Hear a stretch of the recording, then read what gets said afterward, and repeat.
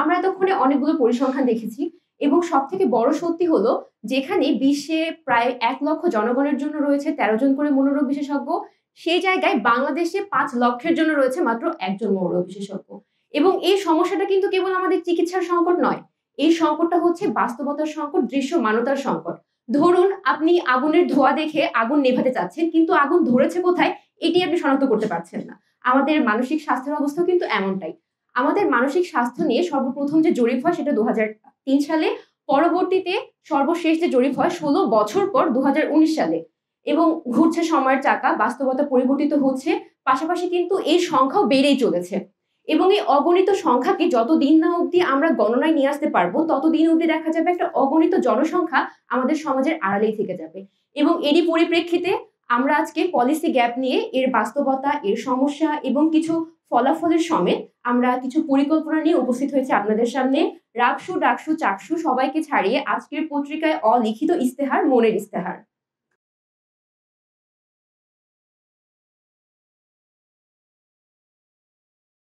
আমরা সবাই বলছি মানসিক স্বাস্থ্য এবং এটা নিয়ে কাজ করতে হবে, কিন্তু আমরা কি কখনো নিজেদের প্রশ্ন করেছি কেন কাজটা আগাচ্ছে না?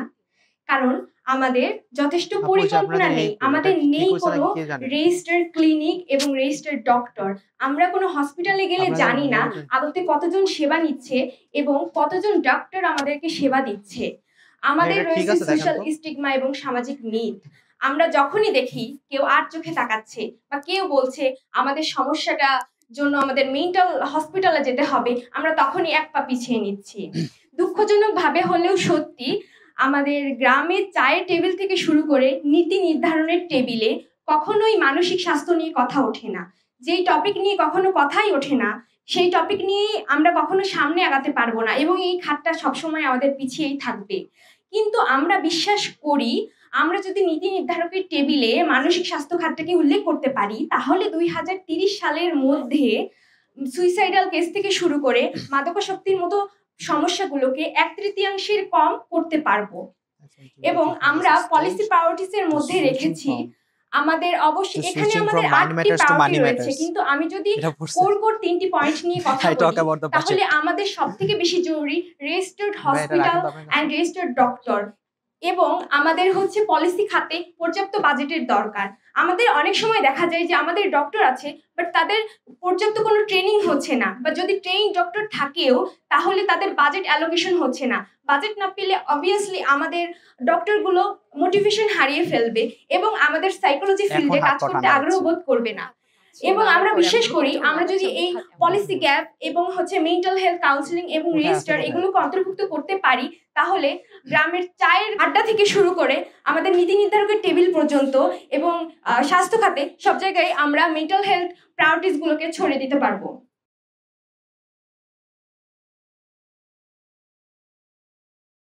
Thanks my team to give me this stage to switching from mind matters to money matters.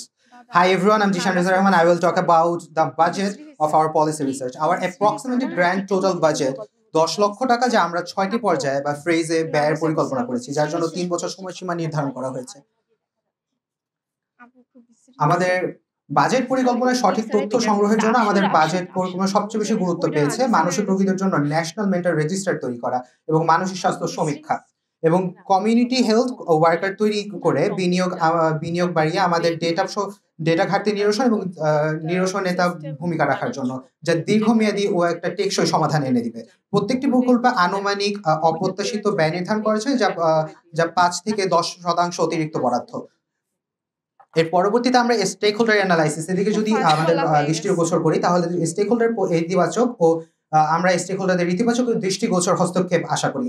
এই ক্ষেত্রে আমরা সরকারি ও বেসরকারি বিভিন্ন সংস্থা এবং লোকাল গভর্নমেন্ট, লোকাল রিপ্রেজেন্টেটিভদের স্টেক হোল্ডার হিসেবে আমরা আইডেন্টিফাই করতে পেরেছি। আমাদের পলিসি প্রায়োরিটিস অর্জন হচ্ছে কিনা তা পরিমাণ করার জন্য আমরা 5টি সুনির্দিষ্ট সূচক নির্ধারণ করেছি। এর মধ্যে অন্যতম নথিভুক্ত রোগীদের সংখ্যা এস্টাবলিশ করা, আত্মহত্যার হার হ্রাস, বাজেটের সঠিক বাস্তবায়ন এবং পেশেন্ট পলিসি এবং স্টেক হোল্ডার্সদের ফিডব্যাক। এছাড়াও অন্যতম যে বিষয়টি এখানে সবচেয়ে গুরুত্বপূর্ণ, I use the metaphors for this, সরকারের দৃষ্টিগোচর। এর জন্য আমরা সবচেয়ে উচ্চাকাঙ্ক্ষী যে প্রত্যাশা নিয়ে আগাচ্ছি সেটা হলো স্বাস্থ্য এবং পরিবার পরিকল্পনা মন্ত্রণালয়ের অধীনে একটি মানসিক স্বাস্থ্য বিভাগ প্রতিষ্ঠার জন্য, যা সরাসরি মেন্টাল হেলথ নিয়ে একটি মনিটরিং এবং রেগুলেটরি বডি তৈরি করবে, যার মাধ্যমে সরকার রাষ্ট্রের জনগণের জন্য প্রত্যক্ষভাবে মেন্টাল হেলথ বেটারমেন্টের জন্য কাজ করতে পারবে।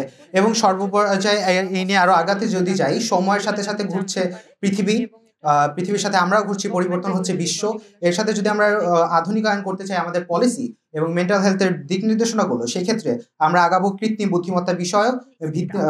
বুদ্ধিমত্তার উপর ভিত্তি করে বিশ্বাসযোগ্য প্রাইমারি ডায়ালিসিস টুল ব্যবহার করে এবং ডিজিটাল কাউন্সিলিং হাব তৈরি করার পরিকল্পনা করছি।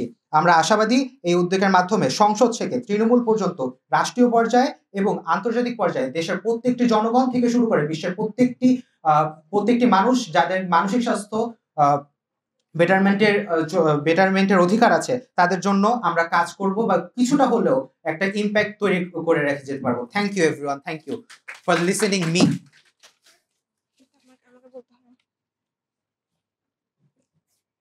এখন প্রশ্ন আসতেই পারে যে মনের ইশতেহার আসলে কি করবে বা এখানে তাদের কন্ট্রিবিউশনটা কি।